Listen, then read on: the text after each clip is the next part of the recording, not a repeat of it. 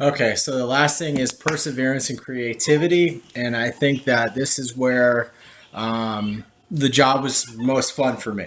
I don't know how many customers would say, "Man, I didn't think I was going to buy a car," and that was because they told me no so many times, and I would just keep coming back with reasons as to why they should buy a car, even if it's the price. Go ask John Elliott how many times I just came back to him and I was like, "Hey John, the car, I'm not going to sell it at this price," and da da da da, and just kept pushing him, and I just knew that that was like what I needed to do to get the customer to buy it. Like I was pretty damn sure that the customer was not bought in at that number, and I probably didn't build enough value or whatever the case is, but I just kept pushing. And I kept pushing the customer, and I kept pushing, John or whoever that was working the deal with me. I just kept pushing both sides to like make it happen. And that means like, so you have to persevere through that, and you have to get creative with it, so you might tell a customer, "Hey, this is my, the best price," and da da da da, but then you got to come up with a way to tell them like, "Hey, I got you some more money."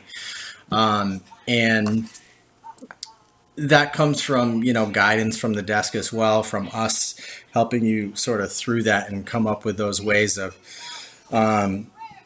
getting through those walls. But perseverance and creativity, if you hear no from a customer, it's just a buying signal. It's just like it's not like they're saying no. It's kind of like, you haven't given me enough reasons yet to buy, so what have you got now? you know how can how else can you help me? What else is in it for me? So when you hear that, just get tough. Find ways to come up with a reason to give them a better price, or whatever the case is. Find a reason to keep pushing the sale along. I can give you a quick example of that. Last night, Kasha and I were working a customer, and we could just tell we were giving her all the options, trying to sway her one direction or the other, whether it was buy or lease. We're just trying to convince her what was best for her. We didn't really care which one at that point. It was like, okay, it's just, you got to make a decision. And so we just knew that we weren't going to do it. And so I tried a couple of things. I said, okay, first it was color was her thing. So I said, all right, yeah, just flip a coin. If it's heads, you get gray. If it's tails, you take white. And I thought, well, hell, I'll just throw it out there and see what she says. And then she says, she just kind of laughed at it and kind of moved on. So that didn't work.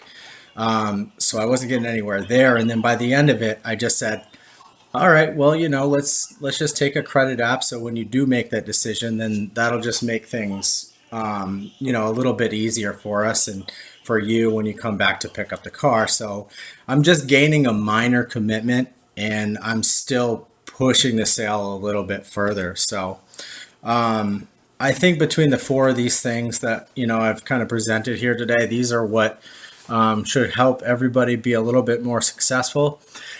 And I'm happy to help in any way possible. Thank you so much for watching. Hopefully I'm at work by now, and I can be a little bit embarrassed by this video. Thanks for watching. Bye.